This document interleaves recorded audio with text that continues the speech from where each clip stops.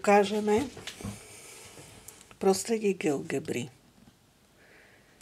GeoGebra má dve okná, a to je algebraické okno, nákresňu a vstupné pole. Takže posuniem to tak, aby sme to videli. Do nákresne kreslíme objekty. V nákresni môžeme zobraziť osy a tzv. Čiary alebo grid alebo mriežku. V GeoGebre máme nástroje. Na každom nástroji dole je šipka, kde môžeme nástroj meniť. To znamená, že napríklad, keď chceme pohybovať s nejakým objektom, musíme si vybrať pohyb. Keď chceme otáčať objekt okolo bodu, my musíme si vybrať objekt. Teda otočiť objekt ošom nástroji. Vidíme možnosti nový bod, bod na objekte, napríklad priesečník objektov, stred.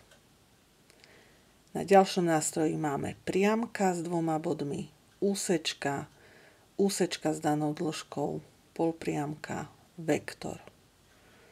Na ďalšom je kolmica, rovnobežka, os úsečky, os uhla, dotyčnice a tak ďalej. Potom je to mnohouholník, pravidelný n-uholník, alebo kružnica daná stredom a bodom, kružnica daná stredom a polomerom. Ďalej je to elipsa, hyperbola, parabola, uhol danej veľkosti, obsah, vzdialenosť alebo dĺžka. Potom sú to osovo-súmerný obraz, stredovo-súmerný obraz, kružnicová inverzia, posunutie.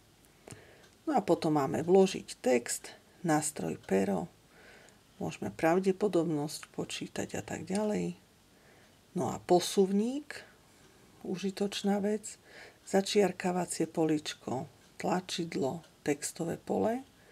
No a nástroj posunutie, nákresne, zväčšenie, zmenšenie pohľadu, zobraziť alebo skryť objekty, kopírovať štýl, vymazať objekt.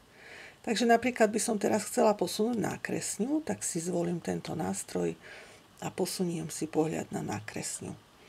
Keď chcem zväčšiť alebo zmenšiť pohľad na nákresňu, môžem to urobiť aj tým, že koliečkom na myši buď sa vzdialujem, alebo sa približujem a tak vidím pohľad na nákresňu.